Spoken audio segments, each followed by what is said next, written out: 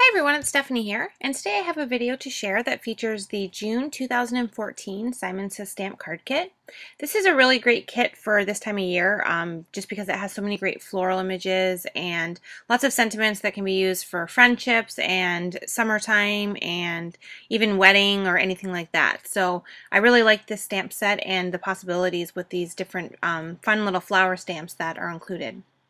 So for this card today, I've decided to use these flower stamps and create like a little cluster of flowers in the bottom corner of my card there. So I've taken the large solid flower stamp first, and I'm just using Sea Glass ink from Simon Says Stamp, and I'm inking that up really well, and I'm going to go ahead and stamp that right in the right bottom corner. And I'm going to do the same thing a second time and stamp another one just a little bit above the area where that first one is stamped. And then for the third one, I was going to use the same size and do all three of them with this larger one.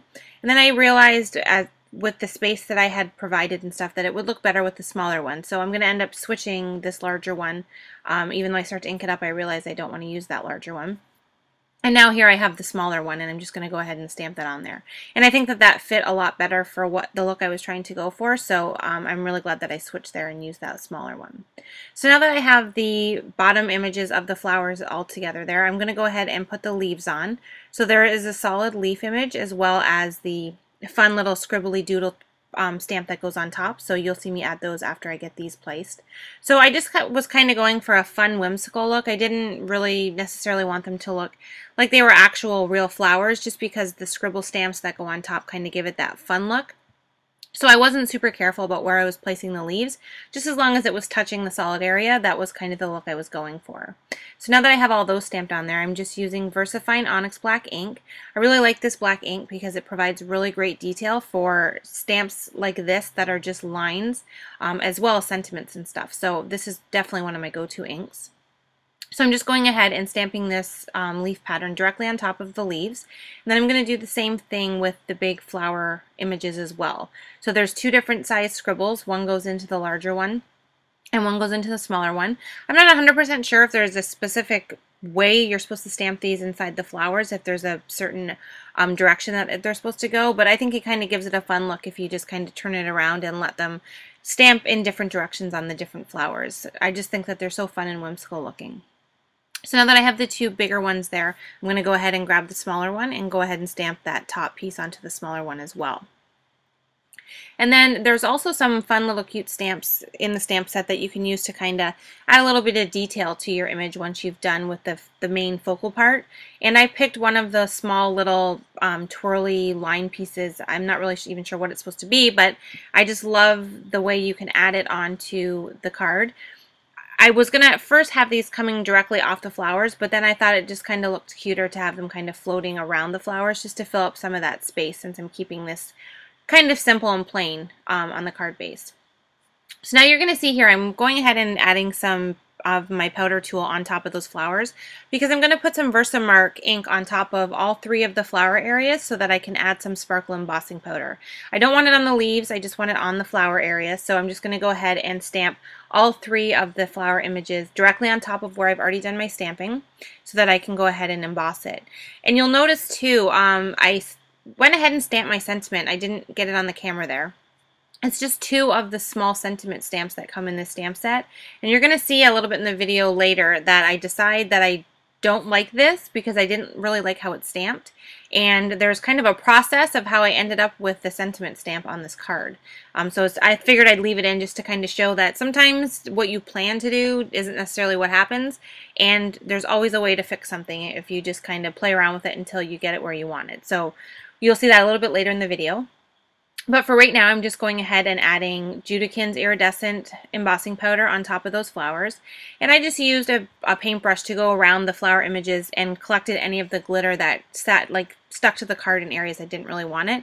Even with the powder tool being used, sometimes glitter can be a little tricky and it ends up sticking where you don't want it. So now I've got everything stamped, I'm ready to assemble the card.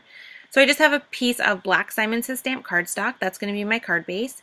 And I also have this great striped pattern paper from the card kit. It's from the My Mind's Eye pattern paper collection that's included. And I'm going to go ahead and adhere this on the left-hand side of the card. And it kind of matches the sea glass color that I used in the flowers, so that's why I'm using this color. It doesn't look as close in color on the video here, but in real life it's kind of takes on the same tone, so I thought it would look good adding that on there. So I'm just going ahead and adhering that to the side. And if I would have thought a little bit more about this after the fact, I realized that I wish I would have left a little bit of a black border on the left side of that strip of paper.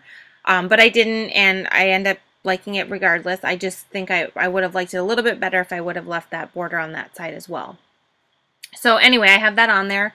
I'm going to go ahead and adhere the main part, because at this point I'm kind of thinking I'm done, that everything's stamped on it, and then I decide after I get this adhered that nope, I don't really like that sentiment and I need to try and fix it. I'm probably just a little bit too OCD, but that's me. So once I get this on here, I'm going to go ahead and I'm leaving a border on the right hand side, so you have a little bit of black. So now you can see here I have my black marker, and I thought I'll fix this by just going ahead and using my marker and fixing the letters that didn't stamp well. The only problem was my markers was a little bit too thick, and then it made it look silly, and I didn't like how it stamped. So now I'm deciding I'm going to cover it with a banner and restamp it. But as you can see, the banner didn't fit properly, and it was going over my stamping, so that wasn't going to work either. So then I kind of thought about it and decided that I would just use the same banner piece but cut it at a diagonal angle, and that worked perfectly. It fit great, and I just wanted it to be on the white area. But you'll see here I kind of go ahead, stamp it, get it ready, and then I'm going to use my pencil and lay it onto the card front to figure out where exactly I want to trim it so that it fits perfectly in the white area and doesn't overlap onto the striped piece. When I end up cutting it though, I must have misjudged with my pencil line, I'm not really sure, but I ended up cutting it too short. So then when I went ahead and adhered it onto my card base, I had a little gap of area between the edge of that banner piece and the white before it hit the striped pattern paper. So then I didn't like that either, because that wasn't really the look I was going for, and it kind of looked like it was floating in space.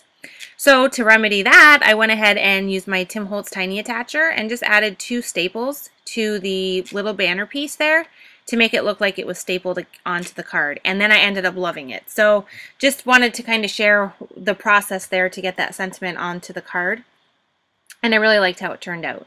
So thank you so much for watching, and I will see you next time.